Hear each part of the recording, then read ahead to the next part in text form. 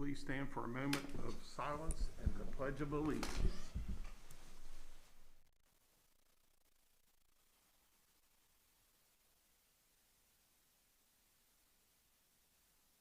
And now the pledge. I pledge allegiance to the flag of the United States of America and to the republic for which it stands, one nation, under God, indivisible, with liberty and justice for all.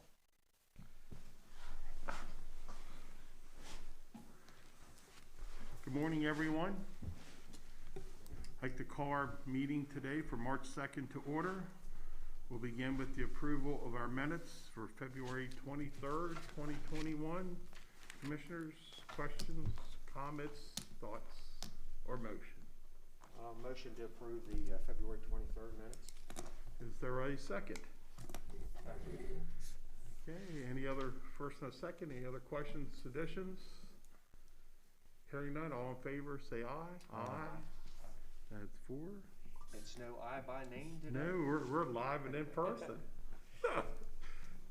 I knew he'd say that. Thank you, Terry. We begin with Commissioners' reports and comments. Vice President Baker, would you begin? I'd just like to welcome everybody back to real meetings. Enjoy looking around here and seeing everybody, and just want to hope we continue meeting in person. I think they're way more productive than Zoom. Although I will say on Zoom meetings, it probably gives us a little more courage to talk. We don't have to look at each other. But just want to welcome everybody back. Hope our meetings continue, and looking forward to great meetings. Thank you, sir. Commissioner Kiefer? I just echo Commissioner Baker's comments. It is good to be back, and good to be back at this table. And our first meeting in person with our new county administrator, John Martirano. So I believe at one time you sat up there, and you're inching your way that way. I wasn't sure where I was supposed to sit today, but this is good for right now. So it's good to see everybody. Well, I think Wayne and I want you right here between us. Okay. No, I'm just kidding. Commissioner Wagner, can you top that? It's going to be hard to top. Good morning. Welcome, John, to our first meeting. Terry Daggone, I like looking at you face to face because I can try to guess what you're thinking. There you go. But no, I just I don't have much to think with. appreciate that we are back live. That's all I have. Thank you. Again, I echo those same comments. It's good to be back to live meetings and in person. That would conclude my comments. I'd like to go to staff next. Is there any staff, Krista, that's scheduled to speak? We have Susan Buchanan, I believe, Kirk County. Okay, Kirk, do you want to go ahead and go first? Sure. Okay. Commissioners, last week you may remember we were talking about several bills that Senator Quarterman had asked for Commissioner support on. Senate Bill 869 was one that was identified as a priority for the Transit Caucus, and it was to add Western Maryland MARC Rail Extension Study to the Maryland Department of Transportation statewide transit plan. Spoke with Senator Quarterman, got some additional information. The commissioners held taking a position on this until they got some additional information. Some of the questions that had come up were whether when the last time there had been a study of this nature. Senator Quarterman indicated that there has not been a study of this type before. The question came up, where would the money come from to pay for this study? It would come from the Department of Transportation. This is not a special study. This is a study that occurs every year as the Department of Transportation makes its priorities. This would simply be an addition to the regular study, an indication that they specifically have to look at a Western Maryland MARC rail extension as part of their normal study. So with that, I'm happy to answer any other questions, but otherwise Senator Quarterman has asked for Commissioners' vote in support of that bill. Want a letter? Is that what he's requesting? Yes. Okay, we need a vote or just consensus? How was do you know what the vote of the delegation was on that bill? I do not know. I'm okay with it. Do you need a vote or consensus? Which, what do you prefer? Vote would be better. Okay, I would entertain for a motion to support that. I'll motion to approve a letter in support of Senate Bill 869. Okay, is there a second?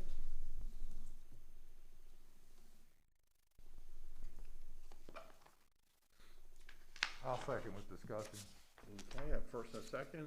Discussion, please. You know, I think it would, you know, I'm sort of torn between it because of all the, did you just say a dollar figure? Did I miss? I mean, it's part of the study, so it's part of their Right. budget. In terms of what an actual project would be, I mean, that would depend on what they identified as routes and specifics. The study would be part of the transportation's regular budget. Is that what this? Yes. This is just us supporting that being in that as a budgeted item under their study. Yeah, I guess it would be good to know that information. I guess it would, help provide, sort of a gateway for humans to travel that way for economic development in Western Maryland. So I guess I would go with the study. Yeah, I'm okay. And any other discussion? If not, I'll call for a vote. Those in support? Before you vote, maybe we could, even though we're gonna support the letter, I think, I'd still like to know the cost of the study. Okay. There hadn't been a fiscal note prepared yet, so when that's prepared, we'll get it to you.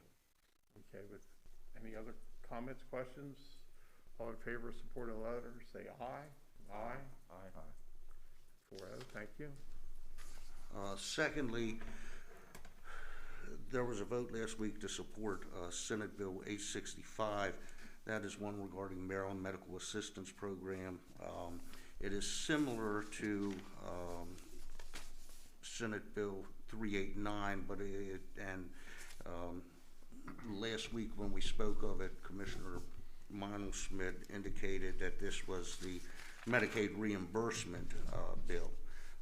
Specifically, Senate Bill 389 speaks of the increase for the reimbursement for transportation and medical services by EMS providers, and it has an escalator in there that requires those reimbursements to increase by $25 each fiscal year until the reimbursement is at least $300. That's the MACO bill that's generally mentioned, and the commissioners had voted to support that previously.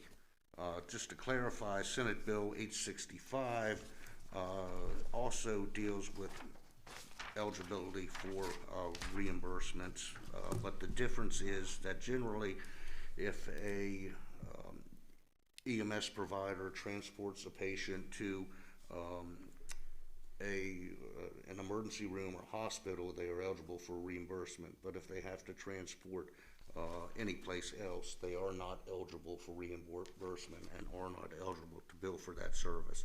So basically what this bill does is to provide that any transport is eligible for reimbursement, which means that the EMS companies can bill. So I just wanted to clarify that. Obviously, you voted to support it last week, but just wanted to provide that additional clarification in the event that any of that information With that made a clarification, difference everybody to your okay position. with that? We don't need a consensus or vote since we're okay with that clarification. Thank you. Thank you. All right, thank you. That's all I have. Continuing with staff comments, John or Krista? Obviously you've already said it, it's nice to be back in person. I want to thank the commissioners for taking the lead on getting us back in person. Also like to thank staff who came in and prepared the room and put out the hand sanitizer and cleaned up everything for the meeting today. As I said, staff will be coming in and making presentations. We do have a few outside entities that will be in here today. They'll come in one at a time, make their presentation, we'll clean the table, and they'll exit. Again, if commissioners have if you want any staff here that's not here, let me know, and they're all on standby to come in if we need them to. So we're going to continue, obviously, to have these in-person meetings. It's the first step in what I hope is, we're open up and we'll have some discussions about I mean, the county buildings are open by appointment only, so we're not having public comment right now. That's something I'd ask the commissioners to think about, and when we're going to feel comfortable about starting that process again. I'd be interested in your comments about that. I know you did some of that back in the fall. I think the plan is to work back into that. So if you have any thoughts, let me know what that is. But the citizens are always welcome to email and phone us, Absolutely. correct? Absolutely. I know that they do, but they can email any of you or to us at any time. But hopefully as we move through the spring here, everything will sort of open back up and we'll be able to welcome everybody back in. So that's the plan. As you all know, I mean, I've been monitoring the numbers every day for the past year, I think. The numbers are continuing to come down. They're significantly lower than they were even a month ago, 2 months ago. So that's good news. We'll continue to wear masks and socially distance. I think that's going to be something for the near future. The vaccinations, obviously Johnson & Johnson was just approved, so hopefully that's going to make a big difference for our citizens and we have a lot of people waiting, and we hope that they'll be able to get their vaccine soon. And I think that's all I have. The governor has a press conference scheduled for 1 o'clock today, so to give a COVID update. So we're supposed to be at recess at 1 o'clock, so it may work out perfectly if everybody wants to watch that. I think that's all I have, unless you have any questions for me. I just have one quick question. I think the public participation would go hand in hand with some type of a safe rotation or of employees coming back to work. We're still working on that? We are working on that.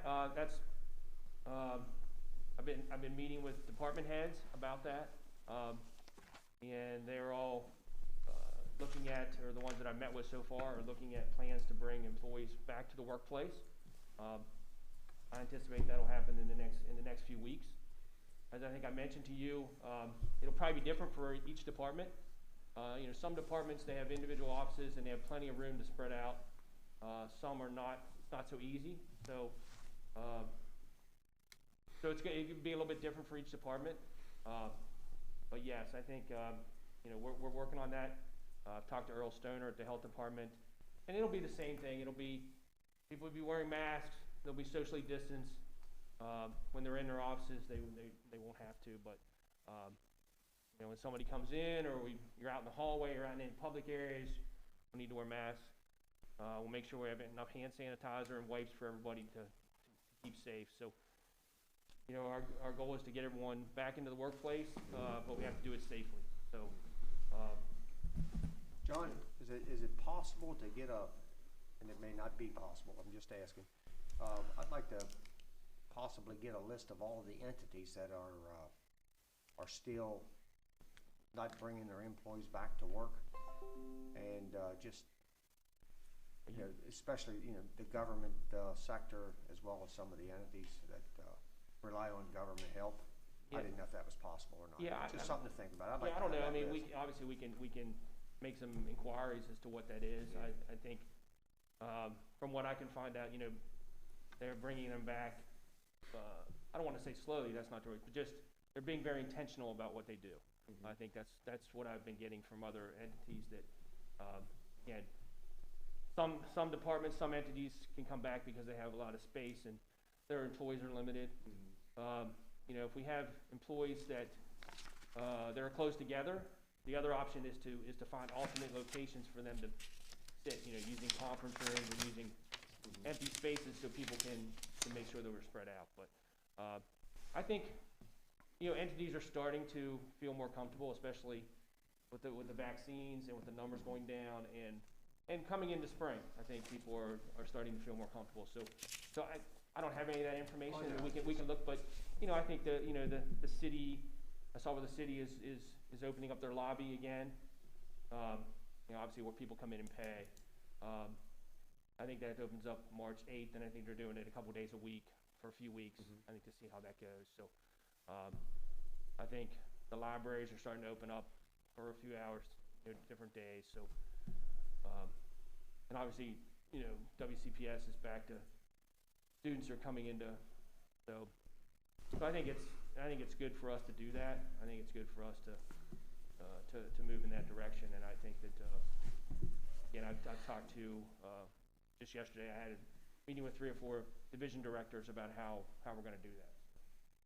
Well, John, thank you for the steps in getting our employees back to work, because ultimately it's for our citizens' benefit, and I think it was a good first step, as you alluded to, that we have our meeting in person to demonstrate that leadership. One thing I would ask, as you're working through the logistics of bringing people back to work, it sounds like there may be a couple weeks where people are still working from home. I'd like to see that our department heads just relay to their employees or find a way, if someone's working from home, they at least have access to email or the telephone while they're on the clock. I think that's important. That's working from home. I understand why we did that, absolutely, but they should also be available by email or telephone. So hopefully you can just ensure that happens. Right, and I will tell you that, and I think that's very important as well. No matter what we do, even for the future, if something else would happen and we have that situation. I know that Microsoft Teams has been something that our employees are using, and it's now, a lot of them now have access to their phones. So if you call someone on their work phone, if they have Microsoft Teams, it actually connects them from wherever they are. So I think that's a newer thing that they're putting into place. Email, most have had access to email for the entire time they've been working remotely. So so I think that's very important, and I think that's as we move through. I mean, nobody ever anticipated this would happen, but we need to be prepared for that, just in case something else would happen and we'd have to work remotely. And actually, we even found we've had a few winter weather events, and it's allowed us to allow people to work remotely like a regular day, even so they don't have to take any chances coming into work, but they can still get their work done remotely. So, I appreciate that. That's an important thing for us moving forward. We have to plan for that too. Make sure that everybody has the equipment and everything that they need. I will say this, that I've been looking around and talking to a lot of people, and our employees that have been working remotely, I believe, have been working hard. They've been working very diligently, and they've still been providing the service.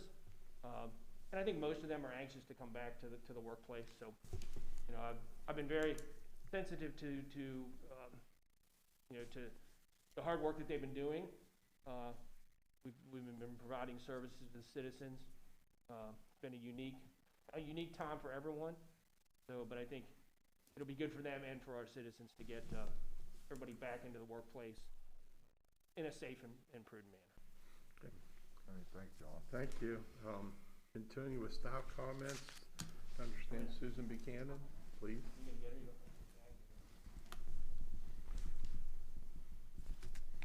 Oh, there she is. Hey,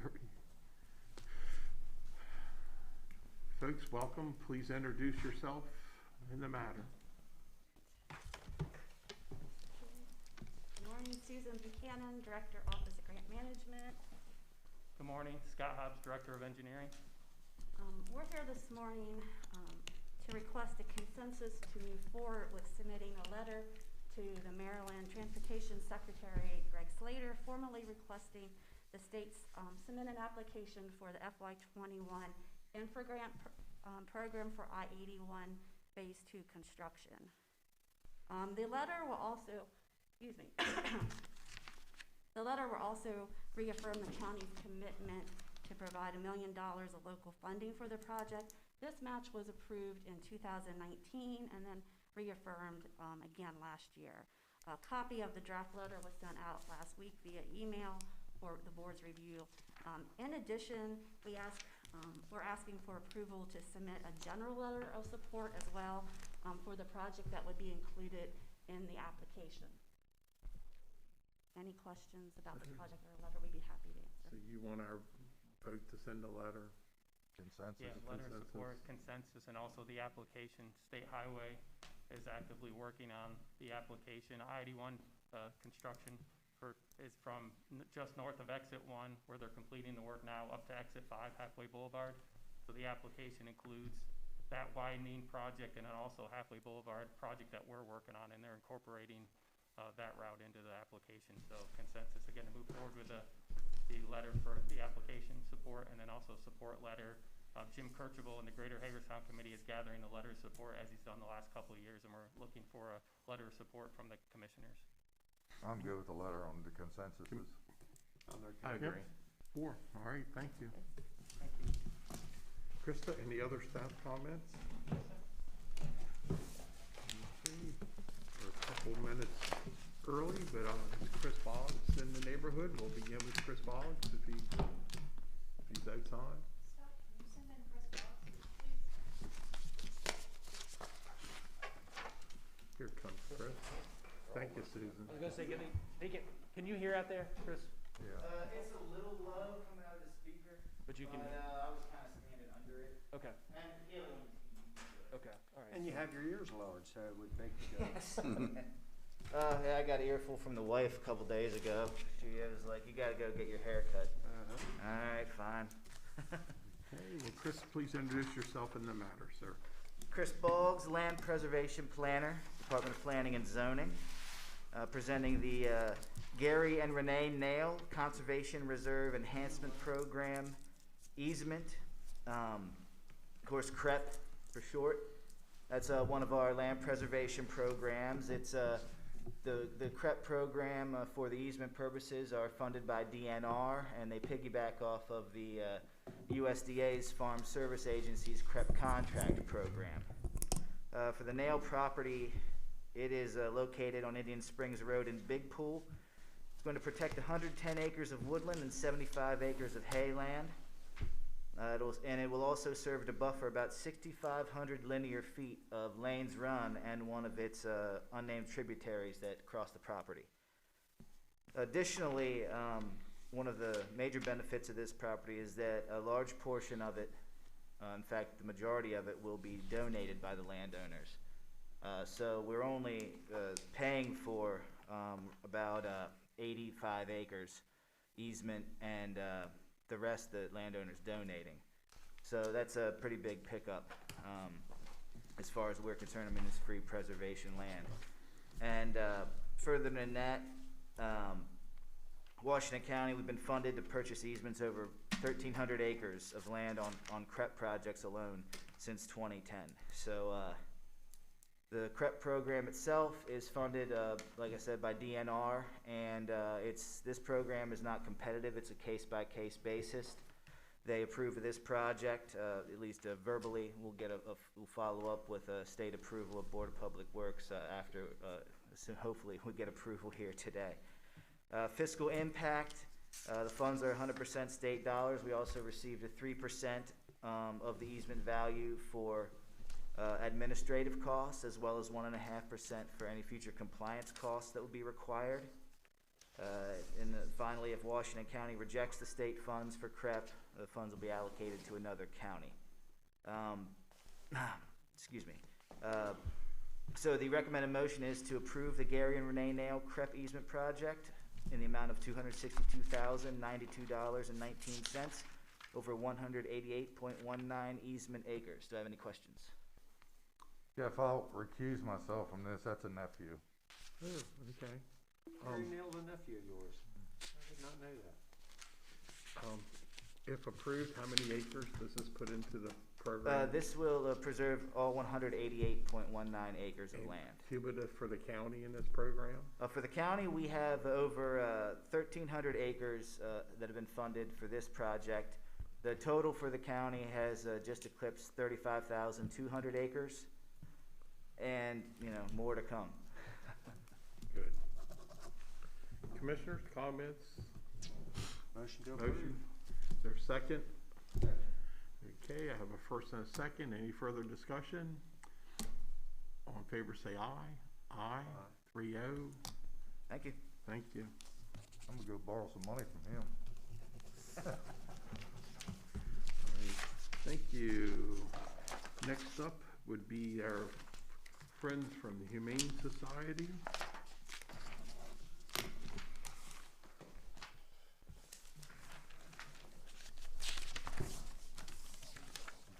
Thank you. Thank you, Chris. Thank you.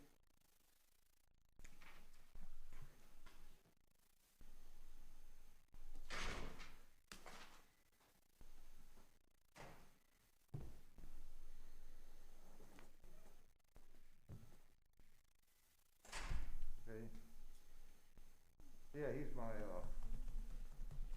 wife's sister's son.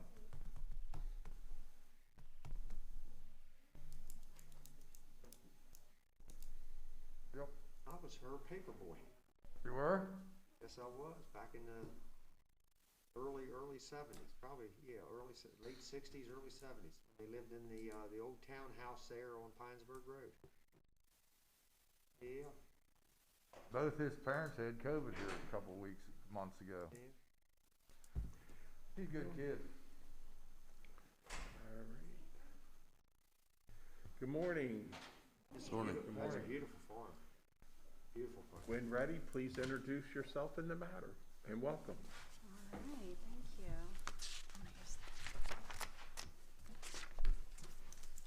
All right, I am Colin Berry. I am the Executive Director at the Humane Society of Washington County. I am Crystal Mowry. I'm the Field Service Director for the Humane Society of Washington County. All right. I thank you for the opportunity to present today, especially in person. Today I just want to share, if we could go to the next slide. Thank you. As you know, our contract requires that we respond to animal-related calls in the field and accept all stray animals that are brought to us over the counter. And even during COVID, the shelter really was the epicenter of new beginnings. We host hundreds of joyous reunions between pets and their owners, and we help thousands of animals find a fresh start with new families of their own. Although our contract with the county is based on the premise that 70% of the animals taken into our care are related to the contract, in 2020, 80.9% of those animals were related to our animal control contract. Next slide, please. In 2020, while fulfilling our contract, Animal Control received 1,789 calls. You can see that just around half of these are related to requests to assist first responders and complaints of animal cruelty. While calls temporarily slowed down during the height of the pandemic in the spring, you can see that animal cruelty did not. Our investigations resulted in 8 warrants and 82 animals impounded for cruelty. Next slide, please. So in a perfect world, this is what, if you could go back, please. Thank you.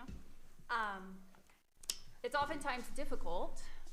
We imagine this perfect world here, and those outside of animal sheltering don't fully comprehend the scope of the work we do. And unfortunately, most of the animals don't come to us looking like these particular animals, which these are part of the animals that we cared for last year. But unfortunately, this is not our full reality. Next slide. This is really our reality. These animals are victims of abuse and neglect, and these are animals who came to us in 2020, just as sampling. It is our mission and responsibility to help these animals, and they came to us every day. That doesn't stop even during a global pandemic. In fact, last May, when life was essentially at a standstill across the country, we took in 57 sick cats from 2 homes over a 2-day period. These cats aren't reflected in those impounded numbers because they were surrendered as soon as our officers arrived on scene. Those cats and animals, like the ones you see here, require significant time and resources to treat, as you can imagine. Next slide, please. This dog, for example, is being seen thrown from a moving car at a busy intersection. Like the animals on the previous slide, this dog was failed by humans. It is our job at the Humane Society to heal these animals from those injuries, to move them past those setbacks, and to place them on the path to find a new loving home. This is always a challenge, but of course, during a pandemic, it's even more challenging. Despite that, we're proud to say that we did maintain a live release rate of 83%. Next slide, please. In addition to protecting animals, we're also committed to ensuring public safety here in Washington County. One way our officers do this is through documenting bite reports and identifying vicious and dangerous animals. These are complex cases we don't take lightly, and our officers spend countless hours working on these cases and making sure that these animals don't fall through the cracks and pose a danger to public safety. In addition, we keep Washington County safe through our partnership with the Washington County Health Department. In 2020, we administered nearly 4,000 rabies vaccinations to protect Washington County residents from this fatal disease. Next slide, please. One of the most common complaints that you, the commissioners, have passed on to us over the years is related to cats throughout the county. Research confirms that TNR is the most effective approach to addressing these concerns and to reducing the number of unwanted cats in a community. So in late 2019, we committed to growing our TNR program and set an aggressive goal, as you see, at 600 cats. This fell under our animal control department, and as you see, we met our goal. And this year, we are stretching even further and have a goal of TNRing 700 cats. Next slide. I really want to stress the importance of this program and the impact that it makes. So in 10 months through 2020, we TNR'd 600 cats. Based on feline reproductive models, those surgeries will prevent the unwanted birth of approximately 2,480 kittens this year alone. So there will be fewer unsocial and unwanted cats entering the shelter and fewer animals euthanized. TNR is a program that goes above and beyond our contract with the county. Yet it targets one of the largest issues that we continue to have. This makes TNR essential. And in order to implement it, we had to raise the funds. In 2020, we raised and invested $48,000 into this program. You can change it, please. Despite the fact that the core function of our job revolves around animals, our positive impact on Washington County extends so much further than that. You can change it, please. One of our driving goals is to keep animals with their families whenever possible. Oftentimes, that's as simple as temporarily helping people bridge the gap and just provide basics like food, cat litter, and basic animal items. Due to COVID-19, the local need grew almost overnight. People lost their jobs, people became ill. Seniors and people with underlying conditions were forced to stay inside of their homes to protect their lives. They came to us for help. So we, in turn, applied for multiple local COVID-19 related grants to support these people and their beloved pets, and our requests were denied. You can go forward, please. But despite that, we still found a way to support these people and these residents of Washington County care for their beloved animals. What is the definition of local funding denials? We had applications in for multiple grants for COVID-related grants, and our requests were denied, our grant proposals. And you can see there what they were for, the request. Through field services and our pet food bank, we distributed more than 25,000 pounds of food to the families in need. We also distributed the spay-neuter, low-cost spay-neuter vouchers that we give to individuals in need throughout the community. We offered curbside, low-cost wellness clinics that provide preventative veterinary care to pet owners who were unable to get an appointment with their regular vet due to COVID restrictions. And even though we couldn't interact with seniors the way we had done in the past, we still found a way to let our shelter animals bring them joy. We held a socially distanced Halloween pet parade at Kaufman Nursing Home. In return, their residents baked us homemade dog treats. Okay. During COVID-19, we also sustained our life-saving programs through tireless fundraising. We creatively shifted some of our events like Luau, that's typically in person, to a virtual platform via donation-based raffles on social media. We also pushed forward with multiple email and direct mail campaigns to raise critical funds. Together, these resulted in $111,000 worth raised. What would you have raised at a luau? Usually around 20,000, 21,000, and we actually, in this case, raised somewhere between 23 and 24,000. Okay, it was pretty close. Mm-hmm. It was. it took a lot of effort, and it took Yeah, I much know. longer than. I want a knife set actually off your raffle, Oh, so. good job. Yeah. All right, next slide, please. COVID-19, like others, it forced us to stretch in new ways, especially related to placing animals. With stay-at-home orders and social distancing practices in place, we had to quickly pivot to offer remote adoptions. Marketing became critical since people could no longer walk through the shelter to make in-person connections with animals, and technology quickly became one of our most important tools. Again, despite these challenges, we had an 83% live release rate. Next slide, please.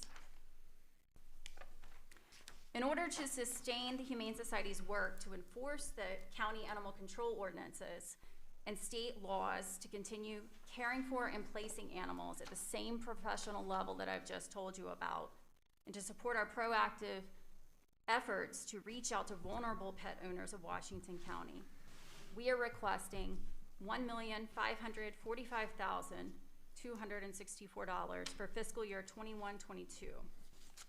The Humane Society's funding from the county has not increased in 3 years, yet our progressive programs continue to grow, resulting in more live outcomes for animals and positive outcomes for members of our community. Over the past 3 years, we have continued to push ahead to fulfill our contractual obligations in a way that we are proud of. Doing so has been expensive, and each year prices continue to rise. We cannot provide our current level of service at the current funding level. We already worked tirelessly to generate additional cost and additional funds to close the gap of these costs. After 3 years, it's time for the county to increase support to meet the current cost required to fulfill our commitment to public safety and animal protection. What did we provide last year? It was $1,401,000.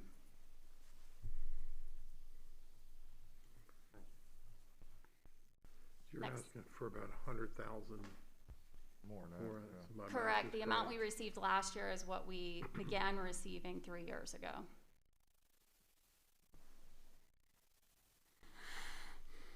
Now, I would like to walk you through a few highlights of the request. I've already explained the impact of TNR, and we have already invested ourselves in TNR and feline transport van that will help us be more productive and efficient when trapping cats. So you'll see the increase here in the fuel, oil, insurance, vehicle maintenance. That's all related to that new vehicle that was added to our fleet. No, 105,000. You will also see that to continue to grow our aggressive TNR program that benefits animals, community contentment, and public health, we must increase our TNR position from a part-time position to a full-time position. That is critical to growing this program. You'll also see a slight increase due to cleaning supplies and PPE, which you'll see across the board. And one thing that is not reflected in our animal control budget is that we will be required to increase our training. This will be mandated by the state, and it's related to legislation that is currently being considered. And Crystal can speak more on the specifics of that training. Yes, so a law is currently being passed, and please forgive me because I'm following so many and testifying on, several. I'm not sure if it's through the House or the Senate, but I'm sure it's going to get full support that animal control officers or field service officers are going to be required by state law to have a certain amount of training to perform their job. It'll be 80 hours within the first year, and then they'll have continuing education credits, or like in-service training every year after that. I did support this law, as many people did, many of the animal welfare workers did. It's something that just needs to happen. So it is very likely that that is going to go through if it hasn't already. So that will be required starting in October. Okay. Next slide, please. We also continue to try to keep up with the minimum wage increases, as everyone else does as well. It really impacts employees throughout the shelter. We've also continued to move a few positions around just to better accommodate the needs of our animals. And of course, again, you see rising cost of pharmaceuticals, PPE, cleaning supplies, workers' comp, a number of areas that continue to increase. Next slide, please. One of the major changes that we made to our leadership team last year was adding a full-time human resource manager. Now we're better equipped to fully support our existing staff and to recruit the most qualified applicants for open positions. The HR manager also heads up our safety committee, professional development opportunities for management, and support services like compassion fatigue for our employees. We also converted an underutilized position into a data and technology position, which I shared earlier has been critical during the pandemic. Next slide, please. In our development department, we reorganized the structure and we shifted some of those expenses that are listed in the other category just for consistency's sake, so very minor changes there. Next slide, please. And in addition to the highlights I mentioned, we must replace our existing field service truck to help officers safely and successfully fulfill our obligations to the county. So that's estimated at $50,000 with the specialty additions to the truck. Next slide, please. Again, I just want to thank you for allowing us to present today and to share with you the ways your support contributes to our mission-driven work and the positive impact these programs have on both humans and animals throughout the community.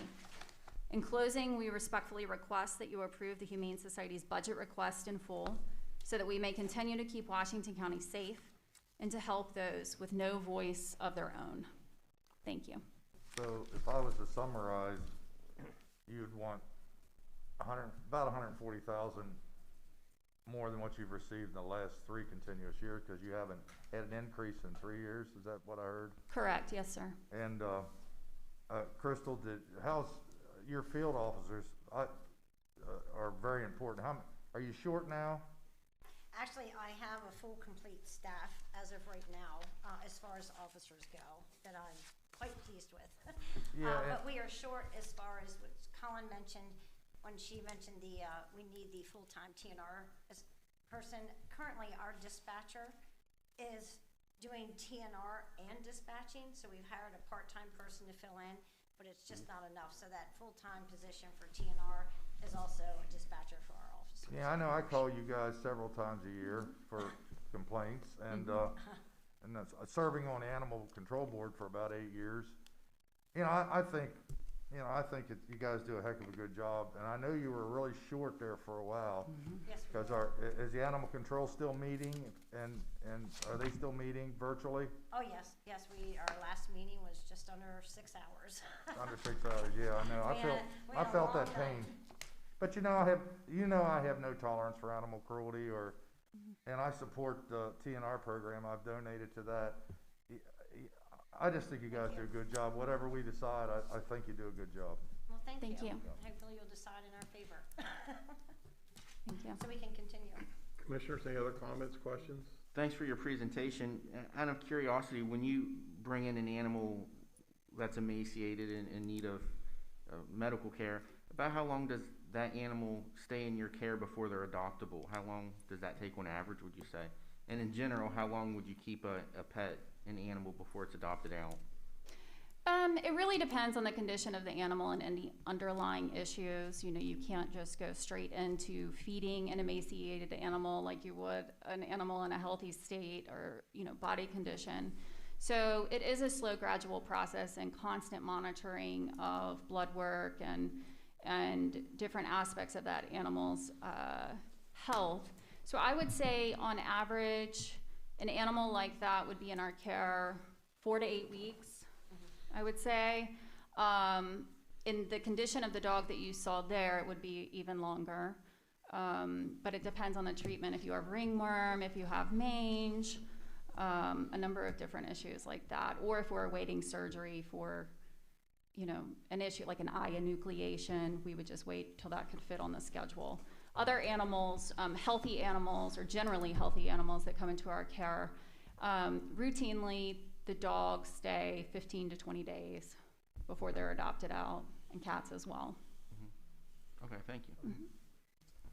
All right, one more last question. Are you guys, yeah, I dislike euthanizing animals just as much as I do animal cruelty. Are you working constantly toward cutting that number down? We are, and as you know, we've already come a long way with that in the percentage and continue to increase that. It wasn't too long ago that our numbers were pretty dismal. We already, right now, for the month of January, you know, we had a 94% live release rate on dogs and 89% for cats. We're doing everything we can, especially in our resource center, to try to really work with people and to keep, you know, these unsocial, unadoptable cats out of the shelter through TNR, because that's really our number one population of cats that's euthanized. So that's why TNR is so critical. And also spay-neuter programs to keep all of, you know, the kittens from private owners from coming into the shelter. So definitely, I mean, we have a goal and we just keep pushing. Thank you. And I just want to add to that, if you don't mind. I mean, we've come a long way from 2000, I think it was 12. The live release rate was 34%, and now we're 83. But it's important to know that the animals that are euthanized fall into the category of sick, injured, and aggressive. We have not euthanized a healthy, adoptable animal for many years. So they all fall into that category. Vicious and dangerous, those kind of things. Vicious and dangerous, like I said, just sick, injured, and aggressive. Okay, just Stay out of there, Randy. comment from here, please. When you talk about abuse and cruelty, it's just not cats and dogs. It could be larger animals from horses, cattle, so forth. And your agency also is in charge of that, correct? Yes. Absolutely. Livestock, we have a horse in our care now, or a pony in our care now for cruelty, which or neglect, which you saw in a picture, the hoofs. An emaciated pig. We've had cases where reptiles and birds have not been treated right, and we have to bring those animals, if they've survived the abuse or neglect, we have to care for those animals and either find placement for them or care for them until they're able to be adopted out. And in regards to rabies, it's your agency, that's the sole responsibility for that in the county? Absolutely. So it's another important feature. And I think you also partner with some of these senior facilities? We do, and you know, this year it was more difficult to get out and do some of the things that we normally do, but we still have provided food through field services, which you could talk about. We still do that on a monthly basis. Yes, the Meals for Paw program, and for paws, which is basically Meals on Wheels, but for pets. And we still deliver to 4 housing complexes: Walnut Towers, Potomac Towers, Elizabeth Court, and the one behind the Potomac Towers. We still deliver to them every month. The last Friday of every month, we deliver pet food to them. And, Unfortunately, we just not been able to have the big, larger events like National Night Out, or we would go there at Christmas time and basically throw a Christmas party for them and their pets. And you also do a polar bear plunge, that was another event. We You had to do did. that virtual? We moved that to virtual this year too. It was quite interesting. It took some creative thinking, but a little pushback, but for the safety of the community, it was the best thing to do. But it's one of our largest fundraisers and we had to move forward. But in addition to our funding, you're also out there actively. Absolutely, nonstop. every day. All right, that concludes any questions. Any other comments from the commissioners? Thank you. Thank you for your presentation. Thank you Appreciate so it. much. Next on our agenda, FY 2022 General Fund Budget Presentation, Public Safety, Sheriff Doug Follendor, Dave Hayes. If you hear me, come on in.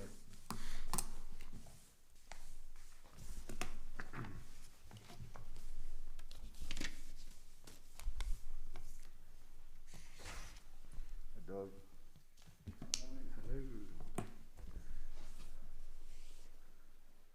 Good morning, Commissioners. How are Good morning. everybody today? So I'll be relatively brief. Our overall budget is increasing by 3.88%, a majority of which is the increase in requested for salaries and benefits as a result of the COLA and step increase. So for judicial, there's a 3.16% increase requested. 3.26% of that is actually for the salaries and benefits, and then there's an increase of $1,450, which is primarily for fleet insurance cost increase. Pretty basic. Process servers, that's an increase of 1.89%, and that is all because of wage increase. Patrol, 5.08% increase. Wages and benefits is 4.82%. We're actually requesting an increase of $62,590 in our operating expenses, some of which is related to the fleet insurance, but we're also requesting $38,650 to be included in the janitorial services that the county contracts with.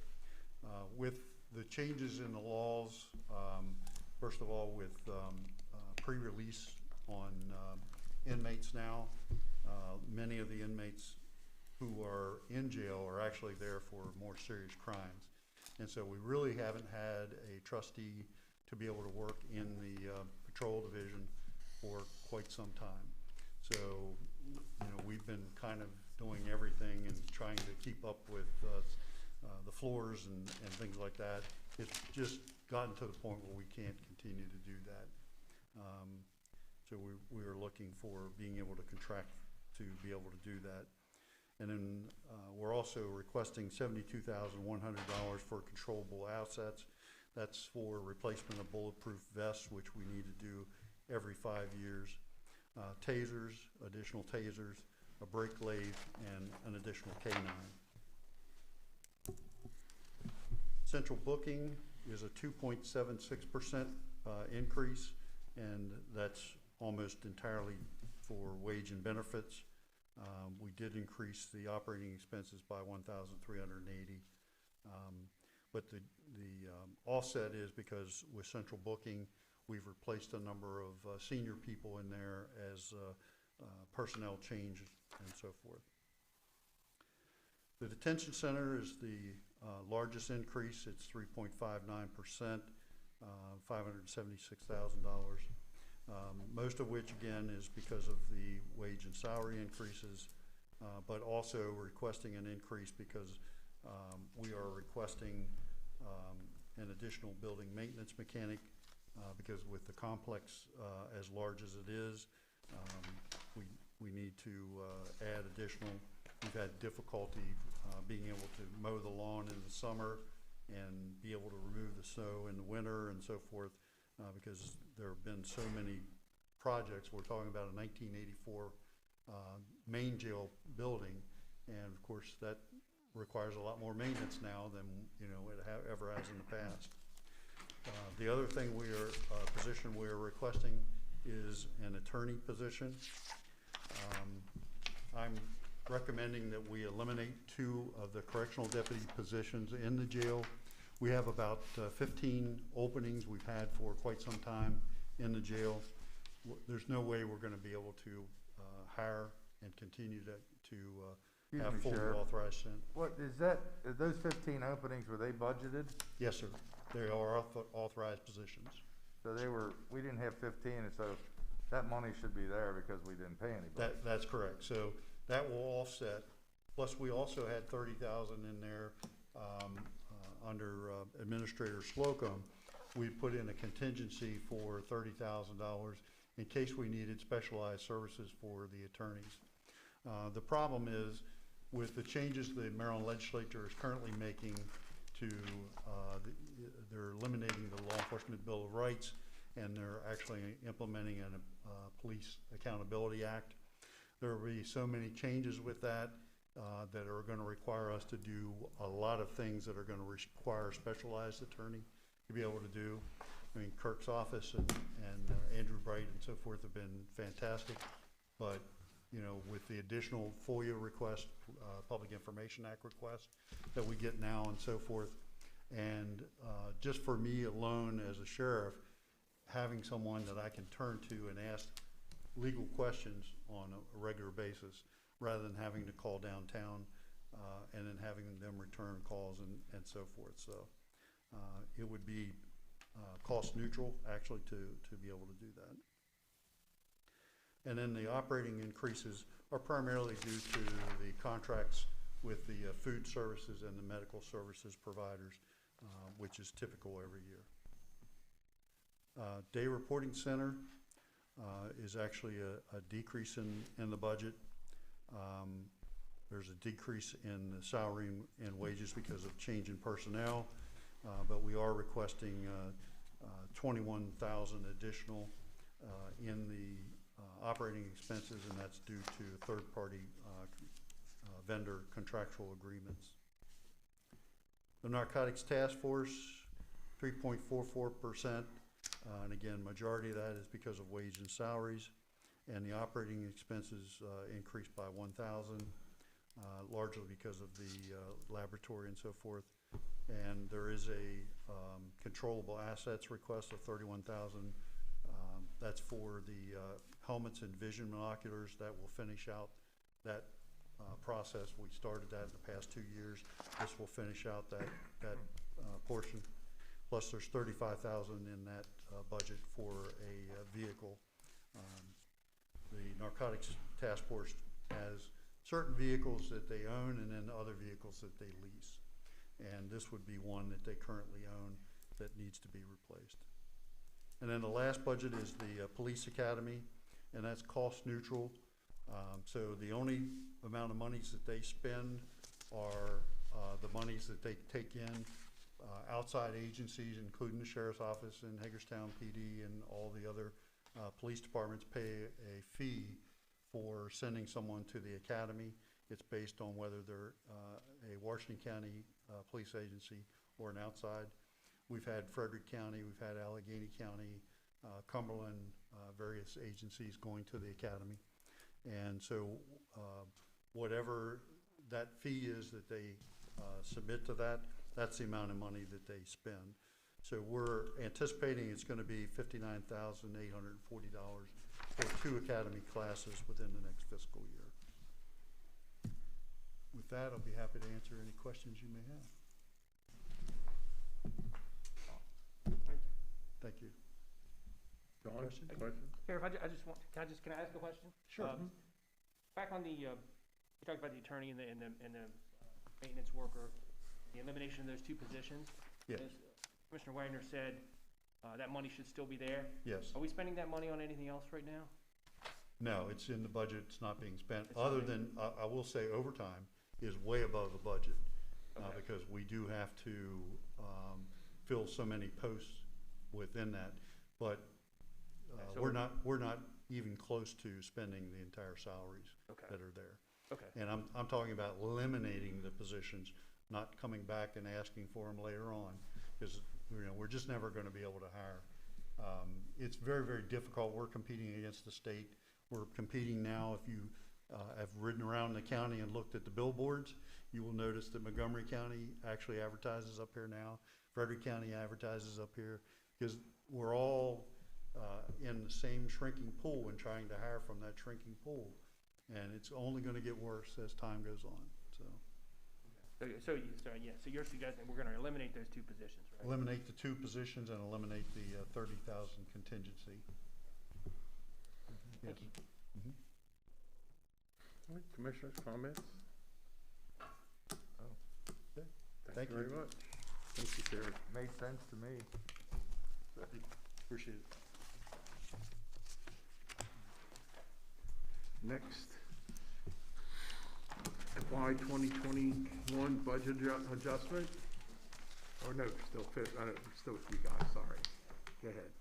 We good? Yeah, I was jumping ahead. Okay. Well, it's good to be back in person with commissioners, county administrator, county attorney, and county clerk. David Hayes, Director of Emergency Services. Dale Fishak, President of Volunteer Fire and Rescue Association. So we'll try to be as short and concise as the sheriff. He did a great job, so hopefully I prepared just as well.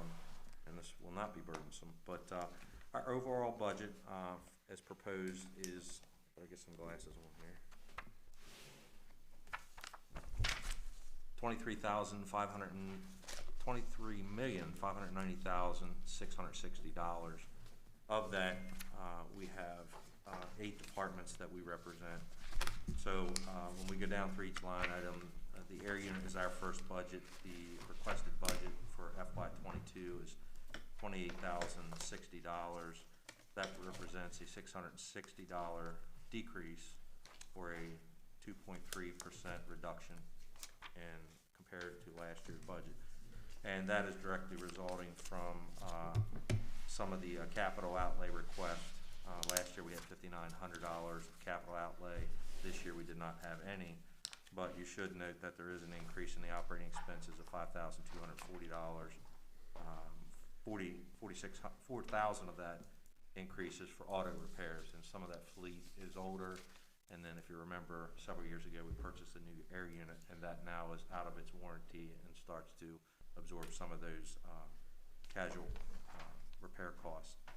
The next budget is Special Operations. That is requested at $325,340. That is a $206,500 change. That is an increase. That represents 173.76% requested increase in the budget. And the bulk of that is requesting $13,730 for operating expenses. Auto repairs have been increased by $6,500, and again, that's due to an aging fleet.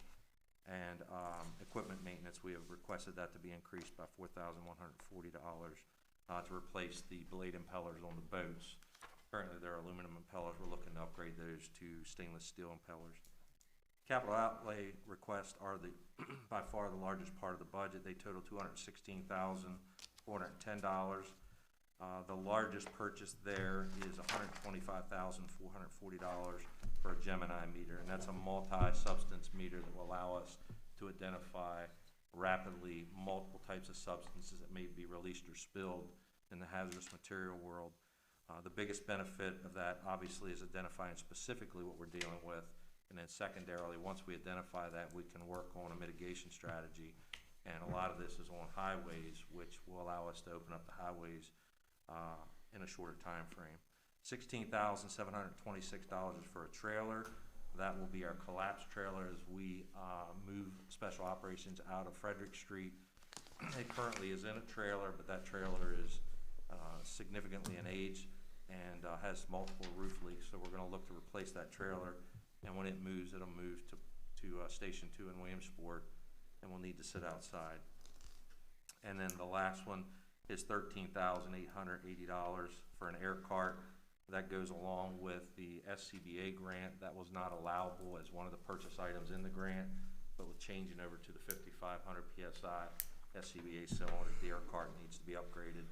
And then we have $22,470 for 30 sets of personal protective equipment, and that is the lightweight jumpsuit style equipment that our specialized groups wear, so they don't have to wear a full firefighter ensemble, which is significantly heavier, and in the summertime creates a lot of heat issues that they don't need because they don't need the flash protection.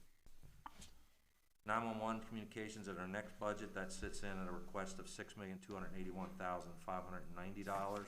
That represents a 6.52% increase, and it is increasing for wages and benefits of $261,440. $65,708 is requested for the new communications specialist trainee. If you remember back last year, we had asked to forego filling an open position for that budget year and hire the second CAD IT administrator position under the 911 center. We're asking to refill that position now. That will bring us back from 47 full-time people to 48 full-time people for the dispatch force. Operating requests are increased by $53,350 or 8.59%. Again, the majority of that is our software. We have a large software budget because of the Keystone CAD interface, Motorola interfaces, and then the Telestaff and Fire Mobile licensing. We have $72,000 requested for an upgrade of the HVAC in the 911 center. That has been one of our biggest maintenance issues for the last several years. That system, I believe, is probably a legacy system from back when that building was all water quality and was just brought in when the 911 center was built out. I don't think we put a new system in at that point. And then new carpet for the 911 center, and then also for the downstairs training center at the division. The carpet is needed in the upstairs for sure, because we're looking to upgrade the call taker stations, the 12 stations, and increase that capacity to 15. We need to have additional room there, and once we put different positions in there, then we're gonna have to replace the carpet because they won't sit in their exact same locations. EMS Operations is our next budget. That is $2,626,460. That actually shows as a 5.72% decrease. As comparison to last year was $2,785,900. Wages and benefits are increasing by $739,150 or 54.65%. The bulk of that is due in part to the new 4 captains. We had 7 positions total that were added relevant to the SAFER grant that were not included in funding with the SAFER grant. Operating expenses requested decreased by $953,670, which represents the money that was put into the EMS budget for the health insurance for the volunteer corporations. That has now been moved over, and you'll see that into the 93-130 budget that I'll speak to here shortly. Capital outlay of $66,830, and that is to replace 17 automatic external defibrillator units and 1 LifePak monitor defibrillator. That will be offset to some degree by a reduction in our maintenance contract cost. The new AEDs do not require an annual maintenance service agreement, so they'll be dropped out of our maintenance service agreement. Next budget is fire operations. That budget comes in at $4,897,960. That represents a $2,289,420 change, or an increase of 87.77%. The bulk of that by far is the wages and benefits necessary for the SAFER grant. They're increasing by $2,343,360, or 107.27%, and again is directly related to the addition of the 33 firefighters. There are personnel requests totaling $255,570 for increases in our part-time and overtime. And I want to mention with the part-time staff, that is mostly the staff we use in the volunteer fire stations that currently do not have county staff and will not receive the regional staffing moving forward. We are getting about 3,400 hours a month requested for time to be filled in those stations, and our budget only allocates just under 1,500 hours a month, so we're looking to increase that. And the goal is with the SAFER positions and the ability to hopefully better staff with part-time, that will have a more consistent augmentation of the volunteer workforce. Capital outlay is $174,230. $157 of that is for the firefighter turnout gear. That is a budget that has been in place now for the 4th budget cycle. Last year, because of COVID and budget reductions and trying to bring forward a conservative budget, that was reduced to $70,000. So we're requesting to bring that back up to the full budget that we've carried year to year. And then you'll see an additional $16,730, and that is for a trailer for the John Deere Gator that currently sits at Special Operations. That will move to Leitersburg, but Leitersburg doesn't have the interior space to house that unit, so we're going to put it in an enclosed trailer, and again, it will sit outside. So the last budget to cover here is volunteer fire and rescue, and I'm going to share part of this with President Fishak from the association because it carries expenses that are governed directly by the division, and then expenses or programs that are managed through or by the Volunteer Fire and Rescue Association. Wages are increasing by $134,670, and that's due to the required OPEB contribution and higher workers' comp insurance premium. It looks like we took about a $100,000 increase in our workers' comp for the volunteers this year. And then the operating expenses are just over $1.5 million, or a 23.49% increase. And that is due to the appropriations to the volunteer companies increasing by just over $1 million. And the bulk of that, again, is the health insurance that was transferred out of EMS operations over into this budget. So it really is just a dollar figure move outside of that. The other things I'm going to let come over and turn it over to President Fishak to kind of brief on the programs that they more closely govern. So thank you for the opportunity to appear for you to be here today and discuss our budget. like to start out with thanking for all the support over the past years with funding that's needed for the volunteers and your great support that you give to my volunteer fire and rescue companies out there today, and you continue to give. So some of the highlights of the extra things that we have asked for. We continue to manage the physical program that's required of each active member of the fire and EMS community, and we want to enhance that program. The enhancement of that is we want to add additional cancer screening. As you know, one of the largest issues we face in the fire and EMS community is the carcinogens that we work in each and every day, and as a result, we have a high cancer rate. So we want to add screening to that program, and that's going to be an additional amount. We asked for a $55,000 to allow us to expand those tests while we're doing physicals. The other issue we're facing always, even when we don't have COVID, is recruitment and retention. The average volunteer lasts about 5 to 10 years with the amount of work that they're faced with and the requirements that we put on them to simply volunteer their time. So not only do we need to get them in the door, we need to retain them. And it's easier to retain them to start all over and reinvest, because if you leave in 5 years, you're just basically learning the job, and it's easier for us to keep you. So we're asking for an increase in that area as well, so that we continue those efforts and even here while we struggle to bring new members in. Another part of that is we need to do a better process of pre-checking who comes in our door.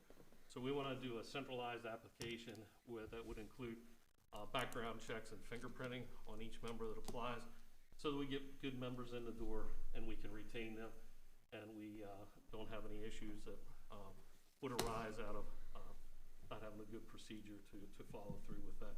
That's a $15,000 increase just to do those background checks and fingerprinting. And then we continue to ask for incentives for our members. They're listed. I'm not going to go in depth with those. But when you look at those, please keep in mind, we administer these benefits to a diverse population of age diversity is what I want to talk about. So what works for a 20-year-old to retain them doesn't work for a 35, 40-year-old or work for a 70-year-old. So that's why there's benefits that you may think, well, that doesn't work for a young guy and that doesn't work for an old guy, to be in plain terms. So we have to look at how we can retain them across the board and be very diverse in those efforts and look forward to that.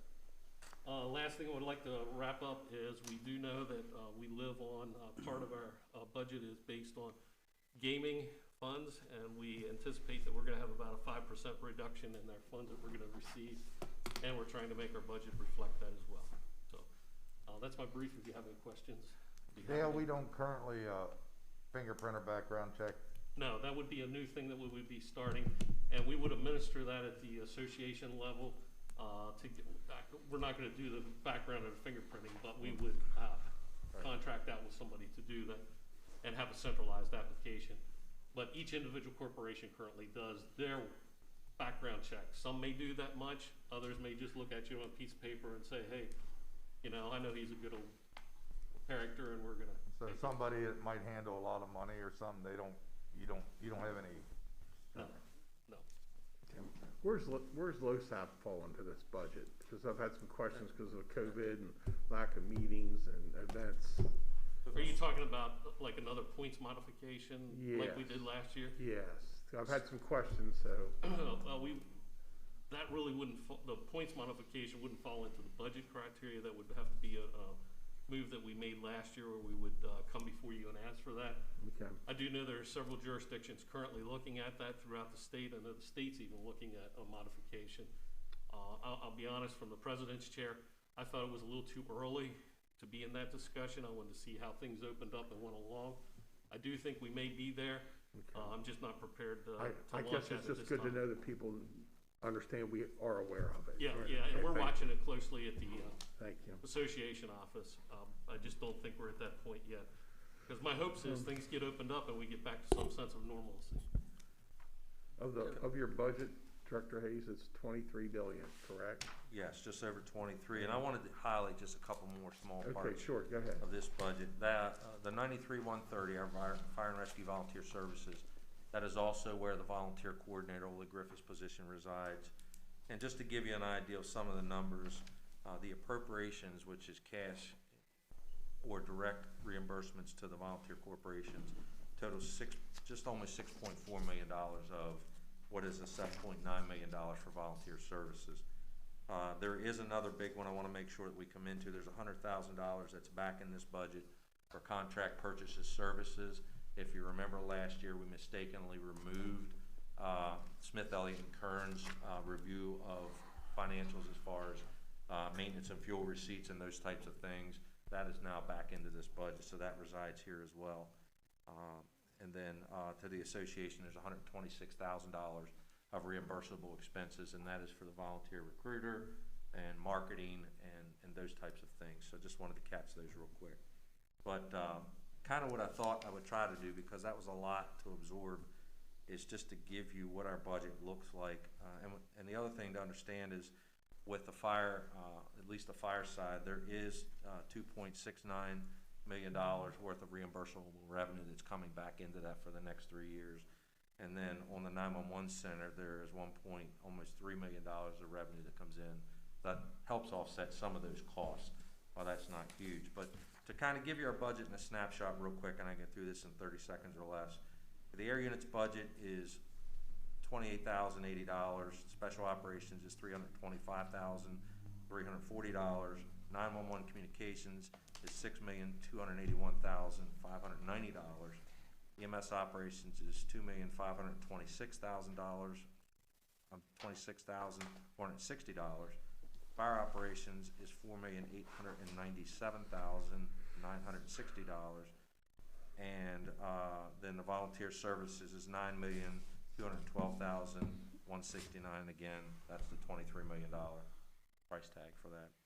And you know, we have a lot of stuff on the go. The commissioners have invested a lot of taxpayer dollars into providing additional support to the volunteer services, whether that's in-kind monies, whether that's volunteer incentives, and again, additional career staffing to help offset that. So this budget represents a strong position for the commissioners. Commissioners, questions, comments? Yeah, I have a question, Dave. Yes, sir. Just your budget, and I don't know if you have those numbers there. I'd be interested to know what your 2021 budget was in total dollars, because that's without the SAFER grant, correct? Yes. And then what will your 2022 budget be without the without counting the SAFER grant money? Does that make sense? Yeah, I know I can answer part of this clean because I'm looking at it. So our total budgets, 2021 versus 2022. 2021 was $19,245,750. The 2022 budget is $23,000,000. I said 19,000. It's 19 million. $23,590,660. $23,990,660. $23 million does not include the SAFER grant. That does include the SAFER grant. So back out roughly $2.6 million of that. 2.7 almost. So that means without the SAFER grant, you're going from about 19 million to 21 million. Right. Approximately. Yeah. Pretty close. Commissioners, comments, questions? Hearing none. Thank you very much. Thank you for your time. Thank you, Mr. Fishak.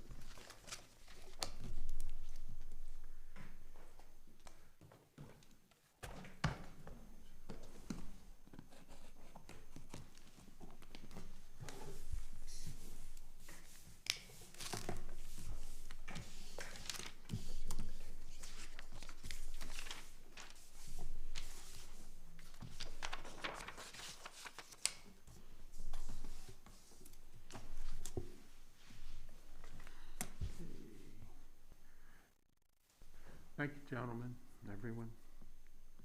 Next item on our agenda, the fiscal year 2021 budget adjustment. Sarah, please introduce yourself in the matter.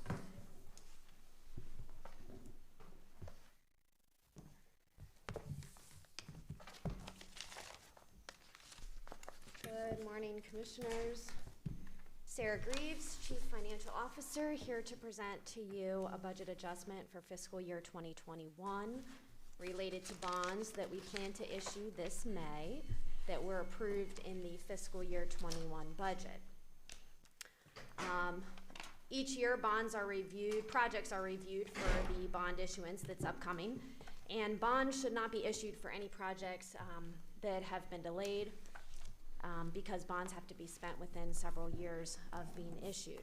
So this adjustment before you reduces bonds for projects that have either been delayed or have not yet begun, and it increases bonds for projects that can be completed within a 24-month period. The major change here provides that funding originally allocated to Eastern Boulevard 2 will be reallocated to finish out Professional Boulevard. The county has already invested in phase 1 of the professional project, which will be completed this summer, and has already issued bonds for phase 2.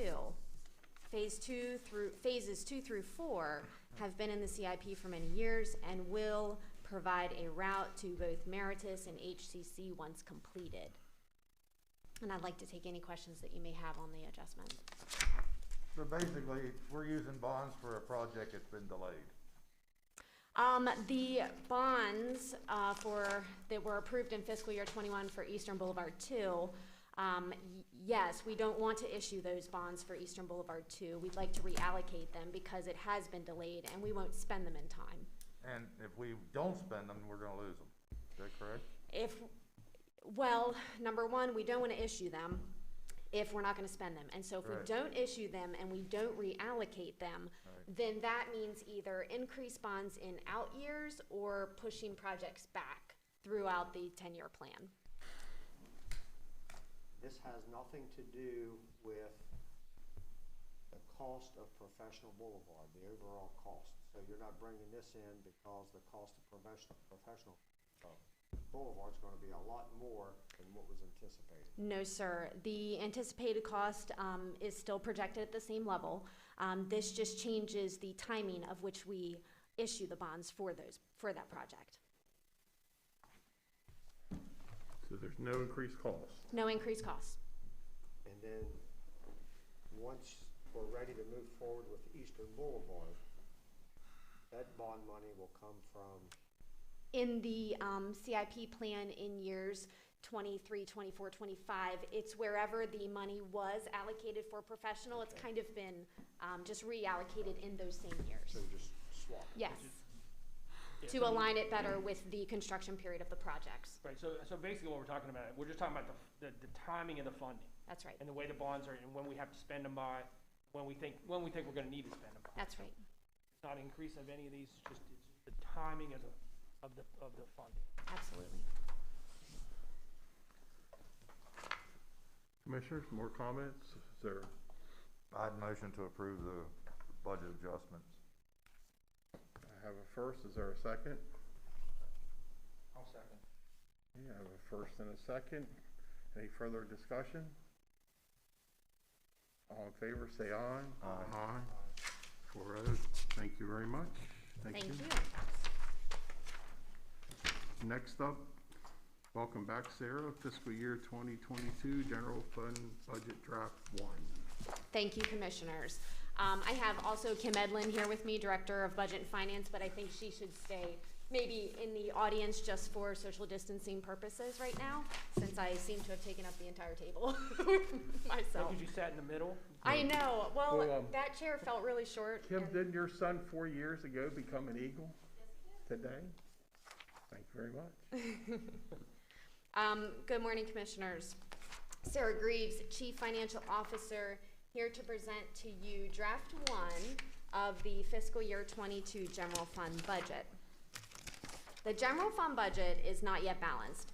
However, what I've brought to you today is a first look at projected revenues for fiscal year 22 and requested expenditures. So these revenues may change slightly as we move forward in the budget process, but they do reflect a pretty accurate picture for what we expect for fiscal year 22. This revenue draft provides an increase over fiscal year 21 of $17.1 million. And that's made up of 3 primary revenue sources. 1, property tax has increased approximately by $2 million. Income tax, approximately by $12.5 million.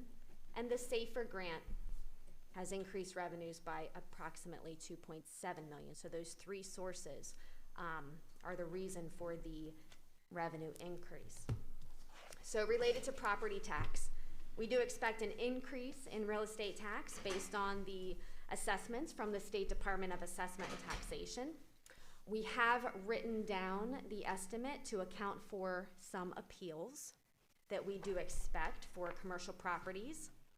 In response to your question last week, Commissioner Kiefer, I was able to talk with Melissa Adelsberger from the state, and she gave me some information related to the appeal process. Appeals for reassessments, which are done every 3 years in cycles, are due 45 days from the date of the notice that the property owner receives. But there are also off-cycle assessment appeals that occur, and those are due by the end of December. Okay, so in this year, off-cycle appeals were due by the end of December, but the appeals for the reassessments were due by February 12th in this year's instance.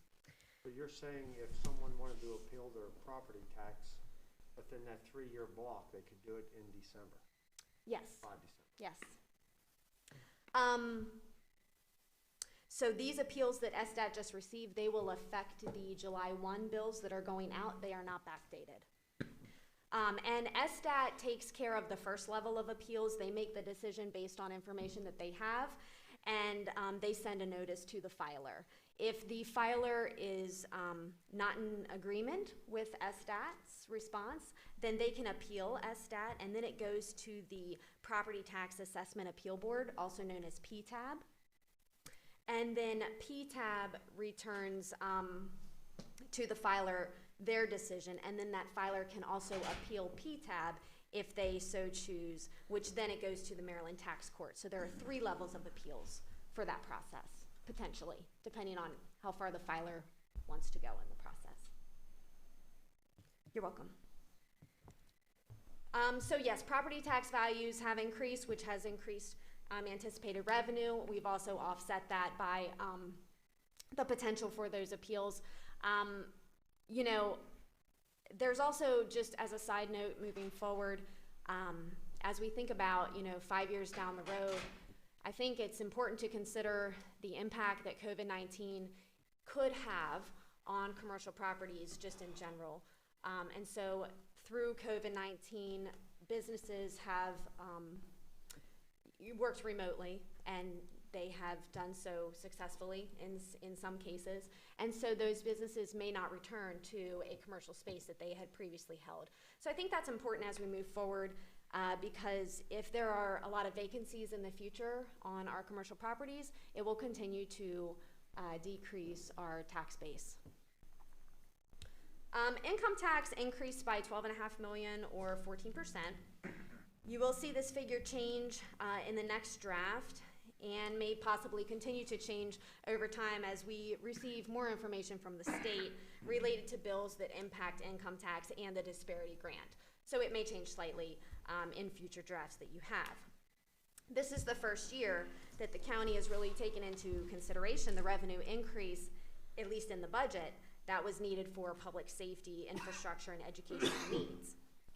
We would have shown most of this revenue in the budget for fiscal year 21 had it not been for the COVID-19 pandemic. So there are also some interesting things going on at the state level related to income tax. The unemployment benefits that the county received income tax on in calendar year 20 and 21, they're no longer taxable. This means that income tax distributed to the county will have to be drawn back by the state through reconciling distributions that come later in the year. The estimate for the county's impact was $4 million in calendar year 20 and $1 million in 21, a total of $5 million. Currently, it's also unknown if the Maryland Department of Labor has discontinued withholding that tax from future unemployment benefits. So if they're still withholding that, this will continue to increase the amount that the county gets over distributed. Can I interrupt just for a quick second? I Yes. wanted to get on the same page. So you're saying the 5 million could be not given back, but withheld 5 million worth of future income revenue? What happens is the state allocates income tax to counties based on an allocation percentage. And that percentage pretty much drives our allocations each year based on how much they get. Obviously, our portion will fluctuate. Because we've already been distributed income tax related to the unemployment benefits, Right. they will have to true that up during a later distribution called a reconciling distribution. There are several reconciling distributions per year.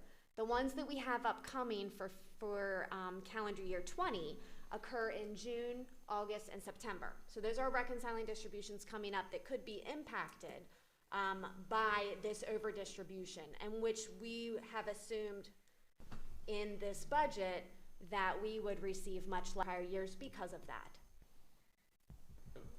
Just to follow up, and Sarah said this, but we did talk about this, and Sarah asked the question, are you still withholding it now? Right. And they couldn't answer that question. I did not get an answer. So if they're still withholding it now, then that reconciliation is gonna come later. That means we're gonna get other distributions, and then it is gonna be reconciled later. If they've stopped holding it, then that'll hit sooner rather than later, right? So, Yeah, if they have stopped withholding it, it doesn't perpetuate the problem. If they haven't, then we're still gonna continue in Right, future reconciling distributions, that it would be a reduced amount Well, to what's the the county. worst scenario just give me an example of worst scenario. Could we have to pay in a reconcilement? Could they show a negative balance for us that we have to make up? I have not experienced that. I do not think that will happen. I think they will just reduce our distribution to 0 until we can pay it back.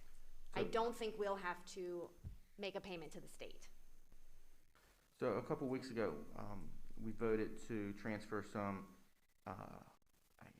excess Additional reserves, revenue additional revenues into our capital budget. Should we be cautious on spending that then? Should that maybe not have been transferred? Just based on that uncertainty you just outlined for us? Well, based on the projections that I have already done and are included in the 22 budget, I don't think at this point there's a reason to be concerned about that transfer. Before we did that transfer, I did make some assumptions that bill would be passed, and so it already reflected some more conservative approach to that budget adjustment. So I think we're okay right now. Okay. All right. Okay, I already said that. Okay, so we've talked about property tax, income tax. The third main reason for the revenue increase, again, is the SAFER grant, which is approximately $2.7 million. That will offset the firefighter costs. That is a 3-year grant, and once it expires, the county's portion will be 100%.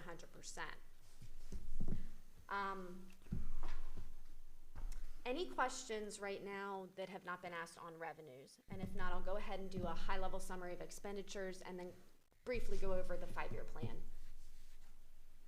Okay.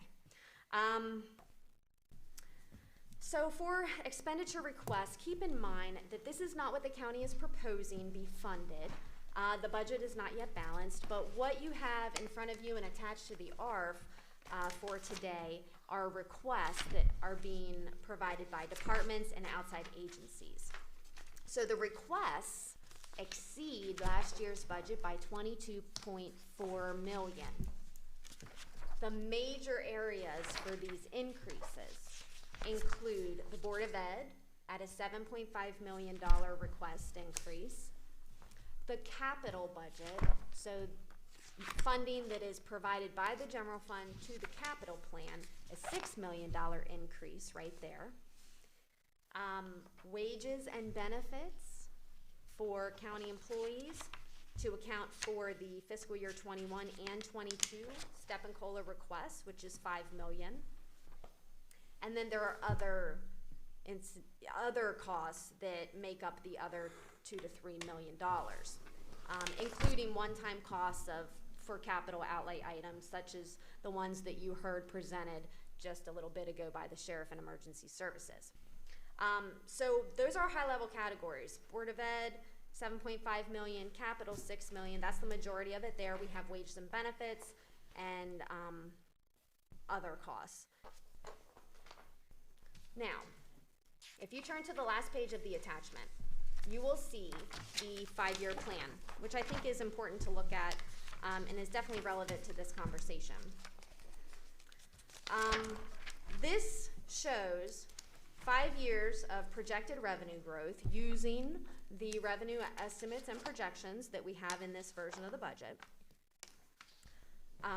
It also shows the requests for the expenditures as they have come in, which we know are over the revenues that we have. But also, as we think about this, an approach to this year's budget, and we look out 5 years, it's important to see in the last column, which is 2026, if your eyes can drop to the bottom number, it says excess revenue or expenditures in brackets. And if it's in expenditures, it's in the brackets, so you see 12 million. That is what our deficit would be if we approved everything now as it's been requested. Okay, so basically what that tells us is we need to make adjustments to the requests that have come in, because we want that number at the end of the day to be a lot smaller than that. We want it to be closer to 0. It doesn't have to be exact because it is a 5-year plan, and you know. That's a cumulative over 5 years. At the end of 5 years will be 12 million if we give everybody what they want. Nope, that's not cumulative. That's just for year 5 we would have that much of a deficit. Gotcha. Yes. So That's I just say that to say that adjustments will have to be made and come back to the board for consideration, and I plan to provide to you a first look at some of those adjustments next week.